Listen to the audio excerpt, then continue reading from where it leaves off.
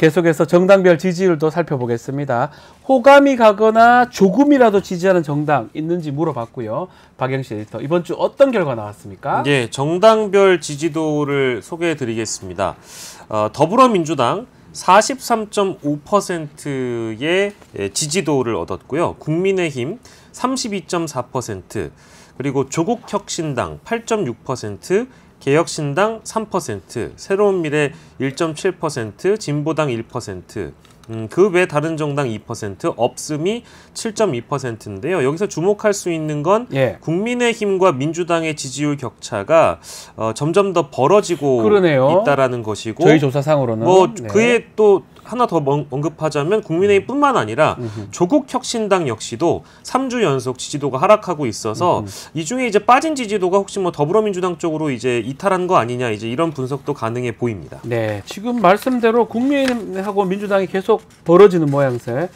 조국신당도 빠지고 개혁신당도 지금 많이 좀 빠지고, 어떻게 해석해야 됩니까? 네, 그래서 여론조사에서는 합이 100%라는 건 매우 중요하다고 몇 번 항상 합은 100이다. 네. 그러니까 더 넘어 120, 130 될 수가 없다. 만약에 이제 민주당 지지율이 올라간다라고 하면 조국 혁신당 지지율은 떨어질 수밖에 없는 것이죠. 같이 좀 대체 대안이 되는 거잖아요. 그렇습니다. 그래서 지금 이제 그 현상이 좀 나타나고 있어서 아마도 이제 조국 혁신당 같은 경우는 상당히 이것이 이제 좀 과제일 수 있을 것 같아요. 그래서 왜냐하면 전당대회를 치러 주목도가 높아졌고, 그러면 더불어민주당 입장에서는 당에서 이제 현 정권과 정부와 또는 이제 여당과 이렇게 이제 대립하는 모습들 통해 가지고 존재감을 계속 유지하려고 하잖아요. 그러면 작은 정당은 사실은 끼어들 공간들이 없어지는 것이니까 아마 그것을 뭐 국감 등에서 얼마만큼 좀 존재감들을 좀 부각시킬 수 있을 것이냐, 이런 과제이긴 한데 상당히 이제 여야가 강하게 부딪힐 때는 작은 정당들은 사실은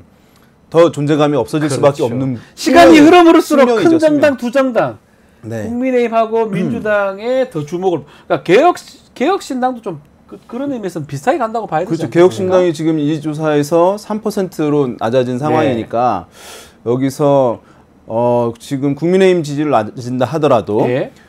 어쨌든 타겟은 또는 이제 주류는 국민의힘 일탈이니까 네. 보수정당이라고 한다면 그래서 아마 조국혁신당이나 개혁신당 모두 국감에서 각 소속 의원들이 굉장히 이제 플레이를 잘해서 뭐 돋보이는 모습들을 보여서 존재감을 높일 것이라고 하는 구상과 계획은 가지고 있을 텐데 네. 지금 이 구도에서는 주목을 이제 받는 것이 현실적으로 쉬운 부분은 아니죠. 쉬운 부분은 네. 아닐 것이다. 조국혁신당과 개혁신당은 네. 그 저희가 사실 정당 지지도 소개해드릴 때마다 사실 그 고래 싸움에서 피해를 보는 네. 정당일 수밖에 없는 것 같고, 이게 이제 다음 주에 조사 결과를 저희가 보긴 해야 되겠습니다만 이번 주말에 실제 이 여야 대표 간의 회담이 이루어지는지 안 이루어지는지에 따라서 일단 봐야 될 것 같고, 이루어진다고 하면 거기에서 어떤 성과를 내느냐, 또 어떤 형식을 갖추고 두 사람이 모습을 보여주느냐 좀 지켜봐야 될 것 같습니다. 근데 오늘 나온 이제 여러 이제 그 보도를 보니까 제가 좀 불안하게 느껴지는 게 국민의힘의 한동훈 대표가 어떤 입장을 보이느냐에 따라서 특히 특검 관련 입장도 그렇고요.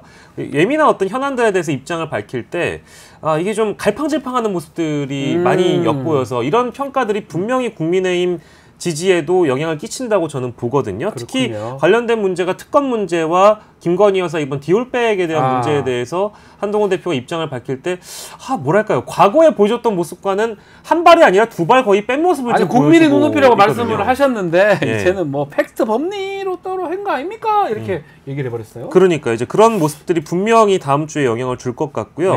게다가 이제 제가 양대 정당의 이번은 전당대회 과정부터 결과까지 다 지켜봤는데 국민의힘은 어찌됐든 이 전당대회 과정을 거치면서 지지층이 분열되고 갈등을 일으키고 반목하는 모습이 너무 대대적으로 보도가 됐어요. 예를 들면 합동연설회에서 지지 세력들끼리 진짜 물리적 폭행을 가하거나 이제 이런 모습들이 고스란히 드러났고, 게다가 기억나실 겁니다. 각 후보 간의 갈등 과정에서 나왔던 폭로들이 수사 대상인 사안들이 많이 나왔어요. 뭐 기억나시겠지만 굉장히 심각한 것들이었죠. 여론조성팀 의혹, 공소 취소 로비 의혹, 이런 것들은 굉장히 심각한 문제여서 그 갈등이 어쨌든 세력들 간에 좁혀지지 않고 있다. 전당대회 이후에도 한동훈 흔들기가 이어지고 한동훈 대표는 이 드러난 현안에 대해서 제대로 된 의견을 밝히지 못하고 있다. 이게 지금 큰 쟁점으로 보이고 민주당은 양상이 좀 다른데요. 당원들끼리 대체로 단합하고 단일 대우로 나아가는 그런 분위기와 기류가 형성돼 있습니다. 물론 네. 일부 후보들이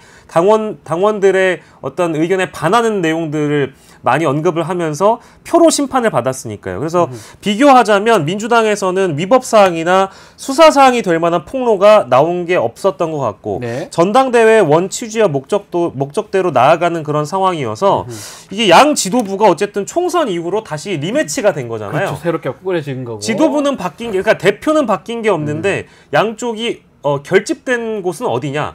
민주당 지지층은 결집을 했고요. 네. 국민의힘 지지층은 결집이 아니라 오히려 갈등과 반목을 해버렸다. 그래서 이제 그 어떤 결론이 정당 지지도 추이에서도 나오고 있고 앞으로도 국민의힘 한동훈 대표가 불리한 사안이 많아서 요거 이제 지지도 관리를 잘해야 된다라고 봅니다. 알겠습니다. 자, 오늘 마무리를 좀 해야 될 것 같습니다. 윤희용 센터장 또 박영식 에디터 두 분 감사합니다. 고맙습니다.